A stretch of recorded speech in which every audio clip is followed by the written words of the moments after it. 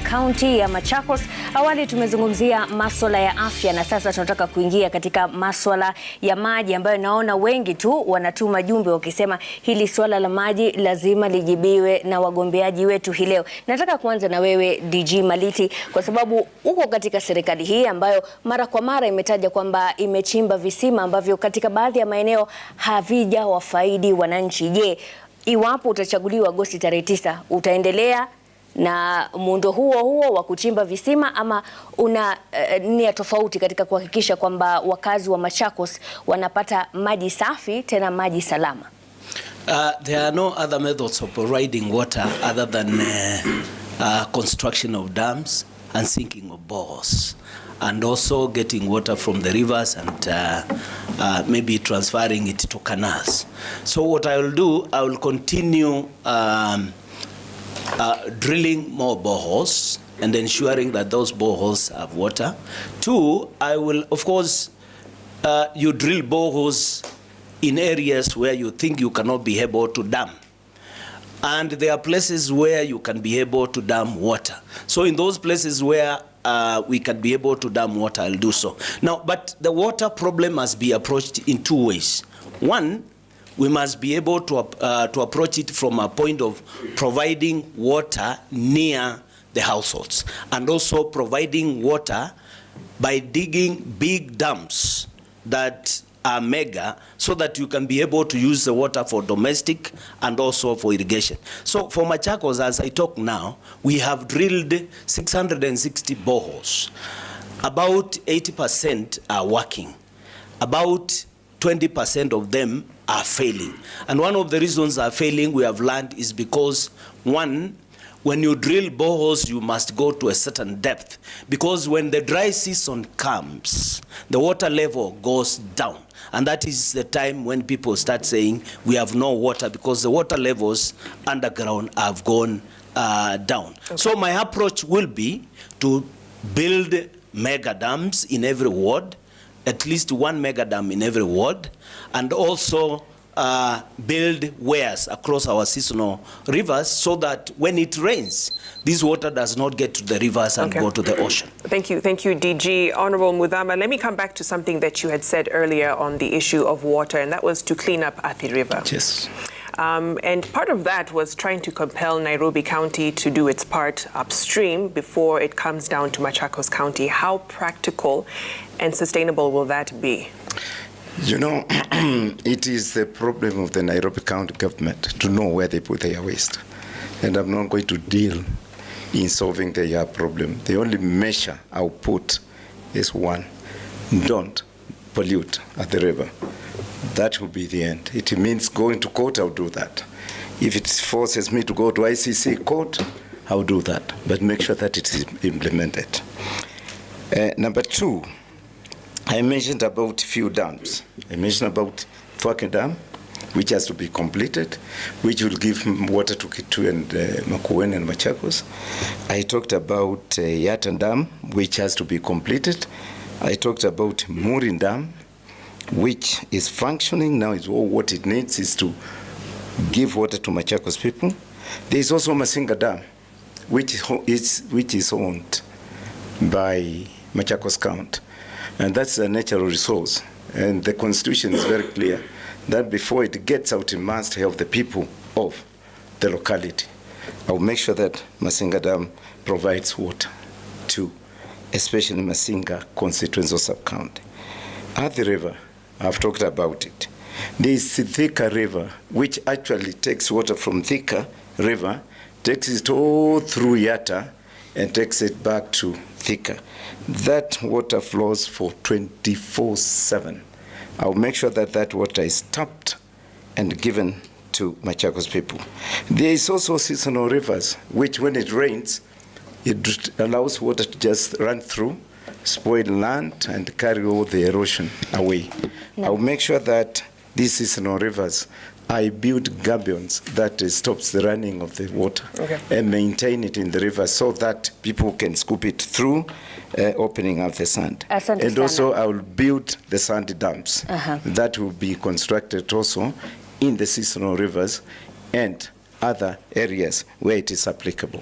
Bi Wavinya, katika mahojiano ya awali ulitaja kwamba masuala ya kuchimba visima lazima yule ambaye anafanya hivyo awe makini sana ili asije akaharibu mazingira. Je, wewe utahakikisha vipi kwamba wakazi wa Machakos wanapata maji? Kabla sijajibu hiyo, kuna kitu kimoja ningependa kujibu. Number one, we must look at Machakos County as a business entity. Yeah, not just to get money from national government or from donors.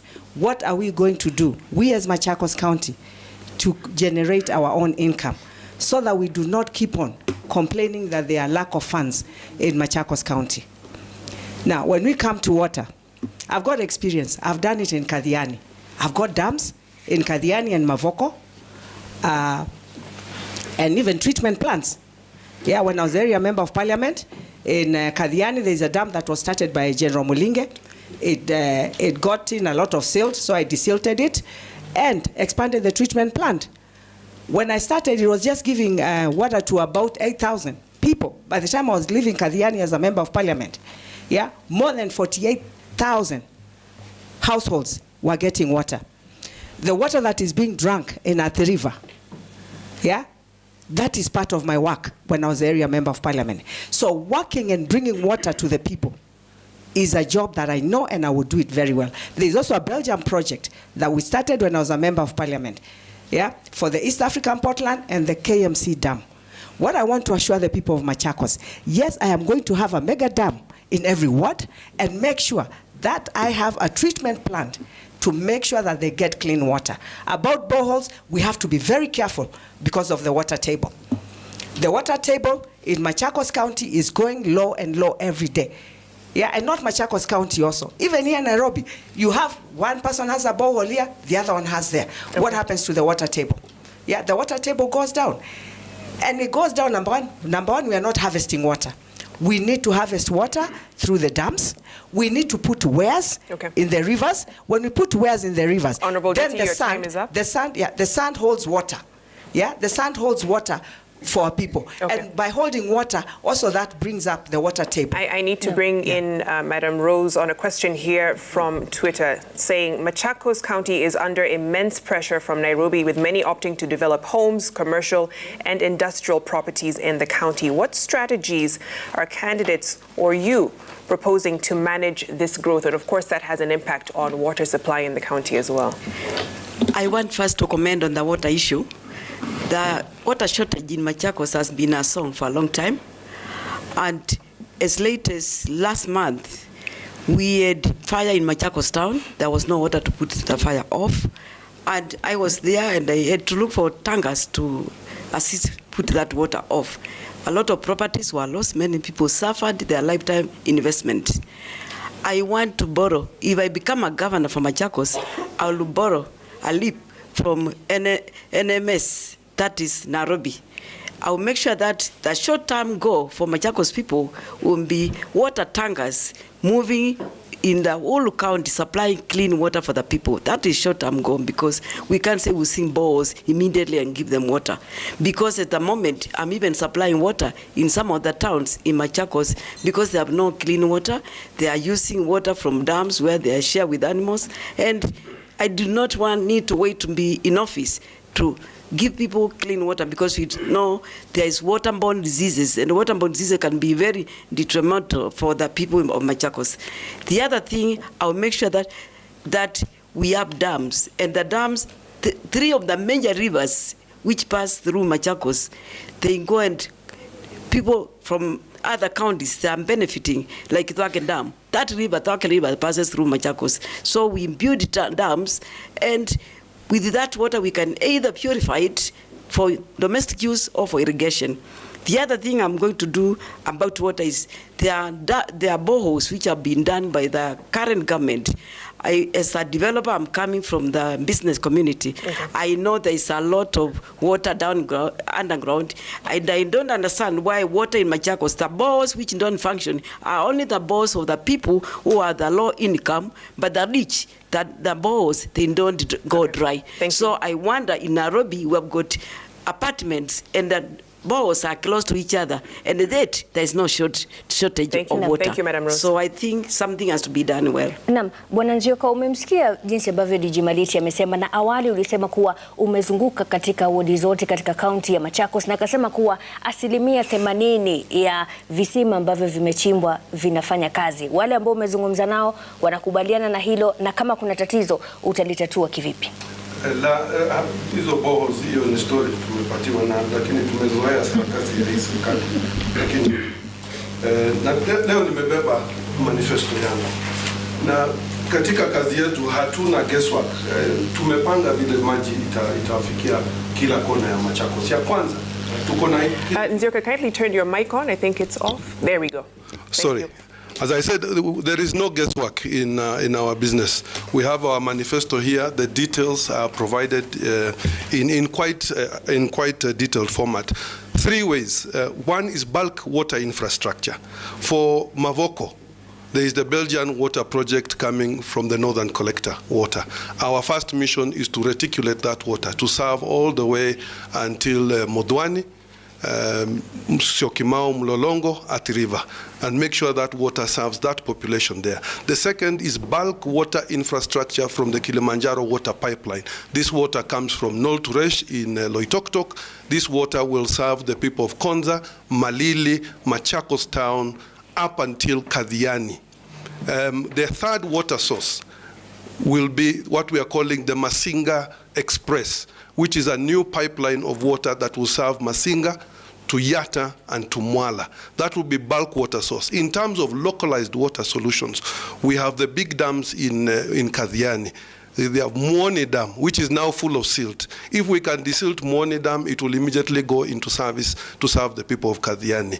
In Matungulu, we have the Ngangalia Dam, the Ngangalia water borehole, which is the highest yielding borehole in Lower Eastern. We will make sure that water reticulates and gets to serve the people. We have distribution of boreholes because we have to audit. According to Maliti, they have done 17 boreholes per ward. Those 17 boreholes, nobody can see them. And I'm sure none of my competitors here have seen those boreholes except Maliti. Because in the villages, it is clear that there is no water. Yeah. And we will make sure that water gets to the ordinary citizen by auditing the boreholes, making sure those that have good yield, we distribute. We will not do any guesswork. Okay.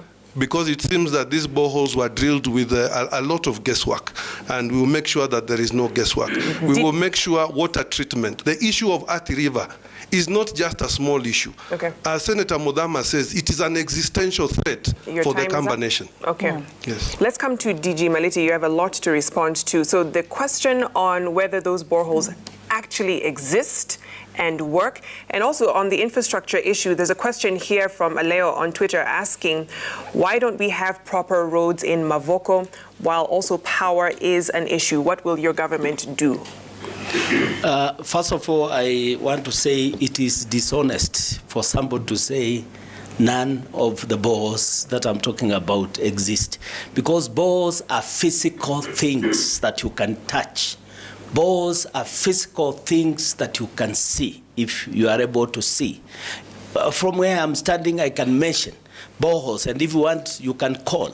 In a Mombone ward, in Machakos town, we have Mokune borehole, we have Mongala borehole, we have Mombone primary borehole, we have Machakos primary borehole. I'm just mentioning in one ward. If you go to Yatta, in a ward like where I come from, Kidimani, in Kidimani town, there is a borehole. ABC, which is just about a kilometer from Kidimani town, there is water.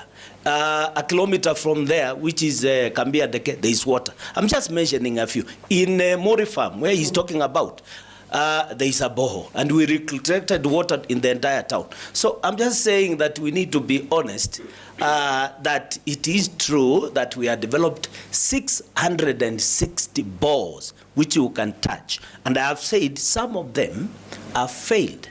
And the reason why they fail, boreholes are like motor 20% vehicles. you said had failed. Yeah, boreholes are just like vehicles. Your vehicle can break anytime because they are machines. But when they break, they are supposed to be fixed. But they have also a lifetime.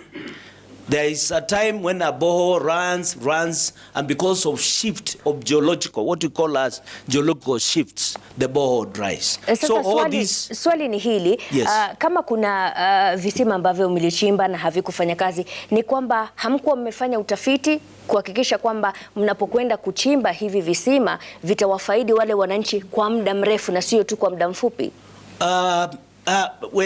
For us to be able to drill those boreholes, and I was in charge of the water department, we used geologists.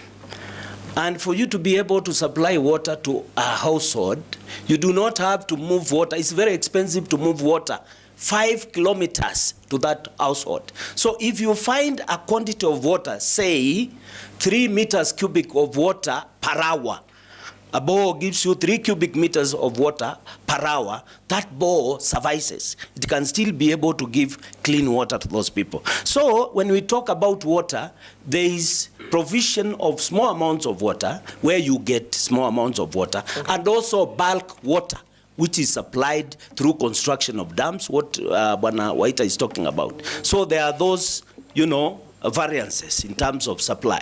Naam. Hili swala la maji itabidi tuweze kulirejelea baada ya mapumziko, kwa sababu kuna Patrick Chesa Matini hapa anasema, is it all about water? Some of these candidates have served in Machakos County offices. Over the years, water has been a bait to lure desperate voters to vote them in. Then the game continues in every elective period. They should be discussing on giving permanent water solutions. So why should they trust any of you? Mtajibu tutakaporejea.